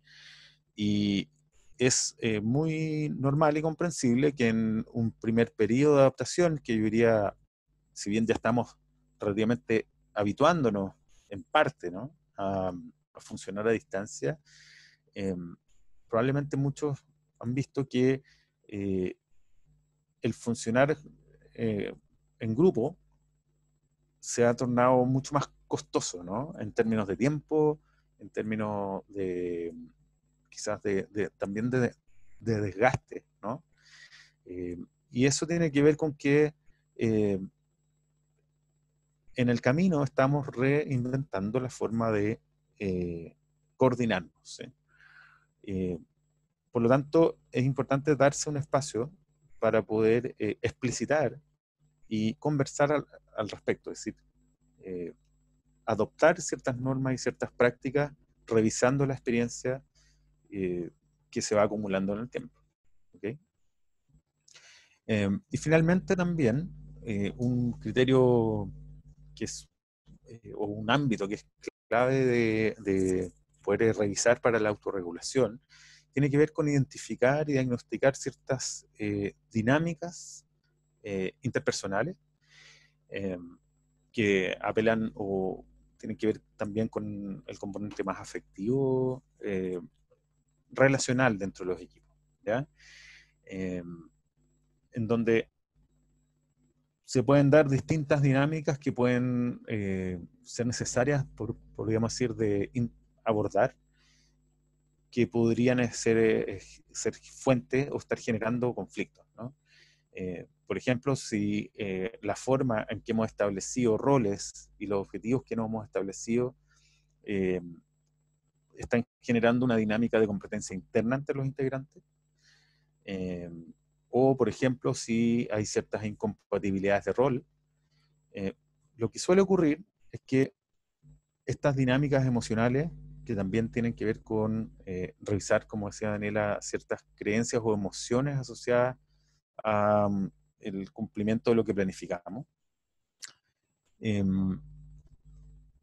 Lo que suele ocurrir es que para el diagnóstico de un equipo, las necesidades de mejora o los problemas suelen expresarse a nivel de los conflictos y dinámicas interpersonales, pero lo que se recomienda para poder facilitar entornos autorreguladores es diagnosticar o revisar los 5 elementos que yo les comento en el orden en el que aparece acá, ¿sí? Si bien podríamos decir el fusible que suele saltar, entre comillas, es el de la emocionalidad y las relaciones interpersonales, no necesariamente esa es la causa de un funcionamiento limitado o deficiente en un equipo semiautónomo, sino que probablemente la causa va a estar asociada a alguna de las otras dimensiones que yo comenté. ¿Okay? Entonces, por eso se recomienda diagnosticar o indagar sobre cada uno de estos atributos o dimensiones que yo menciono, y eso para la gestión interna, ¿no? Dentro de un grupo o equipo de trabajo nosotros podríamos estar haciéndonos las preguntas que yo les comento, pero también pensando en los roles más directivos. El tema es cómo yo aseguro estas condiciones, ¿ya?, que permitan que los equipos efectivamente puedan funcionar de una manera más autorregulada. Entonces, a modo de síntesis, nosotros podemos ver acá que los equipos semiautónomos, que dan un contexto importante para funcionar de forma más autorregulada, tienen que hacerse cargo de estas 5 dimensiones y al mismo tiempo tienen que desarrollar ciertas capacidades en tres sistemas, ¿no? Uno es lo que se llama como sistema sensor, que tiene que ver con preguntarnos qué capacidad tenemos para percibir o recabar información respecto de cada uno de estos elementos que yo menciono. Otra dimensión es lo que se llama sistema inteligente, que tiene que ver con que nosotros podemos ser conscientes o haber recolectado información necesaria y tener cierta claridad sobre nuestra posición en el sistema, cuáles son los objetivos, etc. Pero el sistema inteligente se refiere a qué capacidad hemos desarrollado los equipos para tomar decisiones a partir de la información que tenemos, ¿ya? Y finalmente, lo que se denomina sistema motor, que tiene que ver con la capacidad de poner en práctica o ejecutar, ¿ya? Pensemos que en muchos grupos de trabajo ocurre que son muy potentes, digamos, o tienen bastante desarrollada la capacidad de percibir, de recabar información, también de tomar ciertas decisiones o definir qué es lo que hay que hacer, ¿sí? Pero suelen caerse en la ejecución o en la acción. Entonces, para esto, esto se puede resumir quizás en una matriz que permite ocuparse como una herramienta de autodiagnóstico para un grupo o equipo de trabajo, en donde yo podría ir marcando en el cuadrante que corresponda dónde podemos ver mayores necesidades de desarrollo de un equipo, ¿ya? Entonces pensemos, por ejemplo, una cosa que suele ocurrir bastante, el cruce entre la dimensión interpersonal y las capacidades de la acción, es decir, de intervenir en algún conflicto o tensión a nivel interpersonal dentro de los equipos, ¿ya? Muchas veces ocurre que todos tenemos cierta idea o hay cierta claridad de qué es lo que está ocurriendo, pero el desafío está en cómo nos hacemos cargo de esos procesos interpersonales, ¿sí? O en otros casos, por ejemplo, ocurre que los equipos pueden no tener mucha claridad sobre las expectativas o los roles o la idea de rol que yo tengo de mi compañero de trabajo, ¿ya? Entonces yo como ejecutor del rol puedo tener una imagen de qué es lo que me corresponde hacer, cómo se espera que lo haga, y el resto de mis compañeros puede tener otras expectativas muy distintas respecto de mi rol. Entonces ahí, si lo ponemos en esta matriz, esto nos permite realizar un proceso de indagación, de diagnóstico y de identificación de necesidades de aprendizaje del equipo de trabajo sobre su manera de funcionar, ¿ya? Apelando un poco también a la idea de metaaprendizaje que comentaba Daniela. Bueno, en función del tiempo, voy a traspasar a Daniela la última parte que tiene que ver con las conclusiones y ahí para poder dejar un espacio para la realización de preguntas, ¿sí?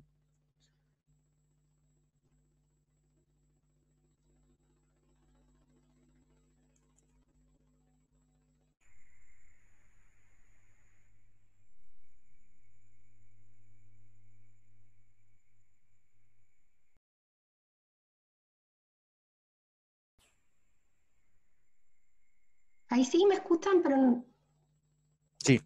ahí me escucho y me veo. Bueno, muchas gracias, Javier. Y ya para ir cerrando, me gustaría comentar que en este momento de crisis, incertidumbre y alta ansiedad, pensar en cómo autorregularnos es algo muy importante, pero también es un desafío nuevo. Por lo tanto, menos es más, ¿ya? Yo estaba mirando las preguntas que hicieron ustedes durante la charla y en relación a las personas que están teletrabajando y teleestudiando en la universidad, hay como dos polos. Parece que hay un grupo que está en un modo muy productivo, pero también hay otro polo que siente que todo lo contrario, ¿sí? Que cuesta trabajar, que siempre parece algo más importante. Por lo tanto, lo más importante, como yo les decía cuando presenté las etapas, es como ajustar las expectativas que tenemos, tanto a nivel individual como en las organizaciones, ¿sí? Porque obviamente nos va a costar adaptarnos a esta nueva situación y a este nuevo contexto, ¿ya? Pero sí podemos pensar en este modelo de autorregulación como un marco más práctico para poder organizarnos, para poder planificarnos, para poder ejecutar nuestras tareas y también para poder evaluar cómo están siendo en contextos de estudio y teletrabajo, ¿ya? Y variables que son sumamente fundamentales, tanto a nivel individual como a un nivel más de equipos, en la autonomía. Ser flexibles, en proponernos metas, en monitorear cómo se están cumpliendo estas y poder autoevaluarnos, ¿no es cierto?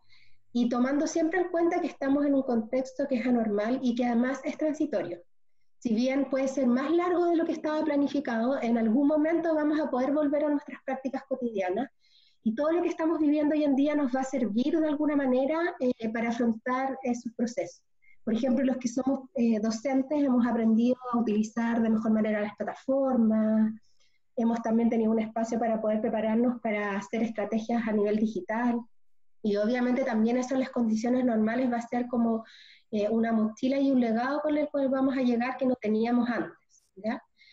Pero también está la necesidad de que esto no solamente sean esfuerzos individuales, sino que las instituciones y las organizaciones generen contextos y prácticas autorreguladoras. Bueno, y en relación a las preguntas, comentarles que yo ya contesté varias, ¿sí? Hay algunas que nos van a quedar pendientes por el tiempo, pero por favor nos pueden escribir, ya sea si es una pregunta a Javier o a mí en nuestros mails, y nos comprometemos a responderles o reflexionar en torno a lo que ustedes necesiten, ¿ya? Ahora, hay una pregunta que se está repitiendo bastante, que tiene que ver con qué pasa con el sistema escolar y con cómo promover la autorregulación, sobre todo de padres a hijos, pero también a los niños en el tema de estudios, ¿ya? Primero comentarles que la charla que hoy día hicimos claramente está enfocada más a adultos y a jóvenes, adultos que están trabajando y jóvenes que están estudiando a partir de estas nuevas estrategias, ¿ya? Y claramente el sistema escolar y los niños es un mundo aparte debido a las características del desarrollo evolutivo y a la etapa del desarrollo en la que ellos están. Por otro lado, y eso implica muchas veces que la autorregulación no va a depender tanto de ellos, ¿sí? Porque como vimos no es una variable de personalidad, sino que es algo que se desarrolla con otros. Y en este caso, tanto las normativas o la estructura que entregue el sistema escolar puede ser una ayuda, pero también una barrera.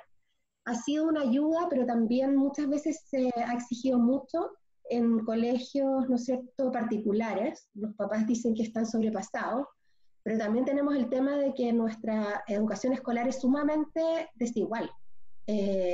Por lo tanto, hay un tema ahí también, porque tenemos niños que no tienen buenos planes de conexión a internet, o que no tienen computador, ¿sí?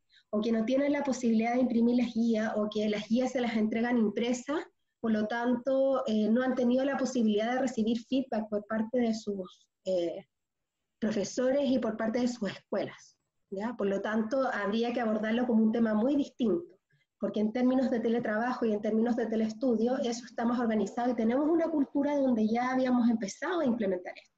En la escuela, más bien, las prácticas estaban en la presencialidad. Entonces, lo más importante acá, alguien también preguntaba qué es lo clave que tenemos que mirar, es cuáles son las metas que vamos a esperar en los estudiantes. Obviamente, el currículum completo no se va a poder revisar. Va a ser mucho mejor que se seleccionen aquellos objetivos que van a ser centrales en el proceso y que solamente se forme con respecto a eso. También obviamente las notas deberían ser secundarias este año, ¿sí? No deberían ser lo central, sino que más bien el cumplimiento de sus resultados de aprendizaje, y la evaluación debería ser más diagnóstica y formativa para entender cuál es la brecha que va a quedar para poder trabajar en años posteriores, ¿sí?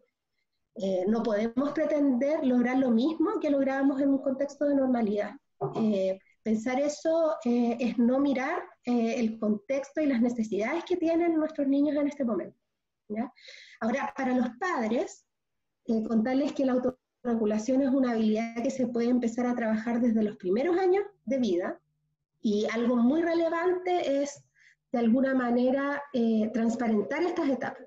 Enseñar a los niños a organizarse, a establecerse metas. Los niños no lo van a hacer por sí solos en general, por lo tanto es muy importante ahí negociar las metas, construirlas, irlas evaluando, mucho más constantemente que con un adulto, porque los niños tienen un pensamiento más concreto, y también ayudar a los niños a autoevaluar, y autoevaluar de manera realista, lo que implica que también sean capaces de aceptar sus errores y pensar qué se puede hacer en una pronta oportunidad, ¿sí? Pero la verdad es que hablar de los niños y hablar del sistema escolar ya sería en el fondo tema para otra charla, porque son maneras de abordarlo que son distintas. Y hay países donde esto se ha trabajado mucho y hay muchas intervenciones para promover la autorregulación en nuestros niños. Esas fueron más que nada las preguntas que yo vi que ustedes hicieron. No sé si Javier quiere decir algo para cerrar. Sí, hay una pregunta que hizo alguien que aparece como anónima, digamos, pero probablemente conecta con lo que le puede estar pasando a varios. Plantea una situación en la que dice que está muy motivada y absorbida por su trabajo, eh, sin que eso implique ninguna sensación de malestar o desgaste. Sin embargo, la preocupación de que le está restando espacio y tiempo para la familia y la relación con otros, ¿no? Pero fundamentalmente es como descuidando ciertos espacios eh, necesarios en la vida familiar, ¿ya? Entonces, yo sí, hay un par de comentarios o claves, digamos, que uno podría dar. Primero, reconocer que te recomendaría como evaluar o considerar la distinción entre lo que se conoce como engagement, que es un estado positivo, digamos, en donde uno está enteramente entregado, energizado y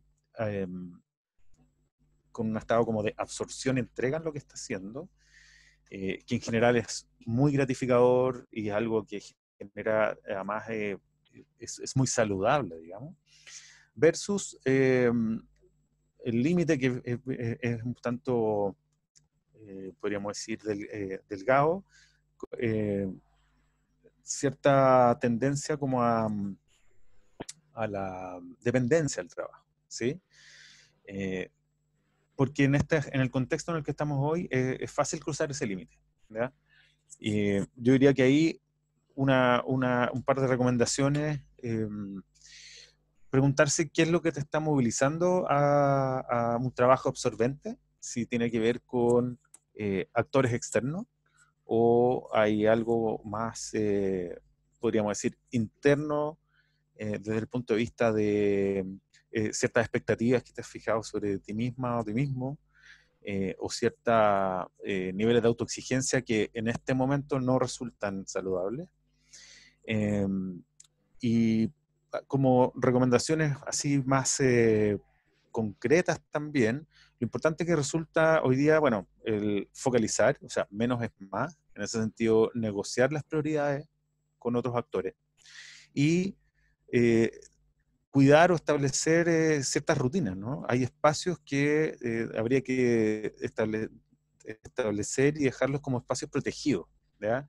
Eh, por ejemplo, la comida en la familia, ¿no? Los momentos y eso, planteártelos como espacios intransables. Y también ciertas prácticas que te permiten hacer una desconexión, como por ejemplo, hoy está muy disponible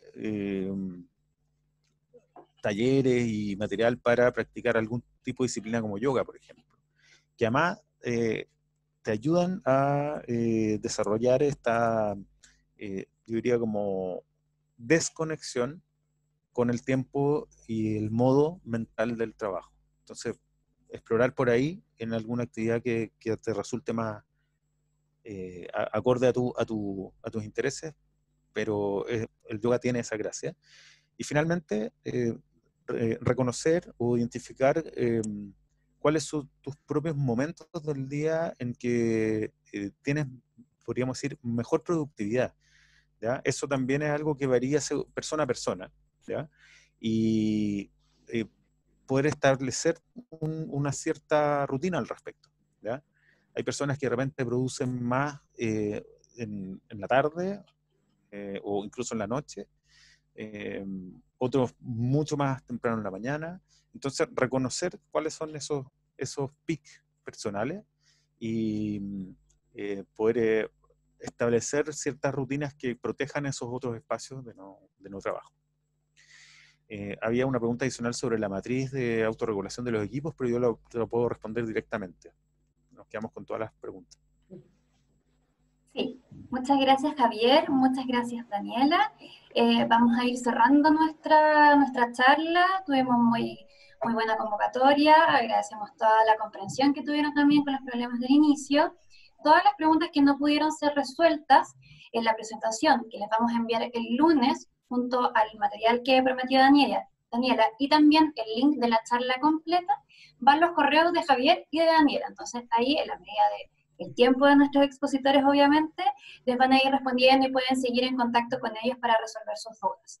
Bueno, agradecemos mucho su presencia en nuestras actividades, los dejamos invitados a las próximas actividades que tenemos pendientes. El día martes está la charla de Jaime Silva sobre comer por estrés, el día jueves también hay una charla de psicología organizacional acerca de la transformación que ha ido ocurriendo en estos momentos, así que pueden revisar todo ese calendario en psicología.udd.cl, así como también, que preguntaron mucho, las charlas anteriores que hemos ido realizando, por ejemplo, de psicología social, adolescencia, niños, así que los dejamos súper invitados a revisar también nuestras redes sociales, que ahí vamos como mandando alertas del material que estamos compartiendo. Así que agradecer nuevamente a Javier, a Daniela y a todos por seguirnos en esta actividad. Gracias a todos por participar. Sí, muchas gracias. Gracias por las preguntas y la masiva participación.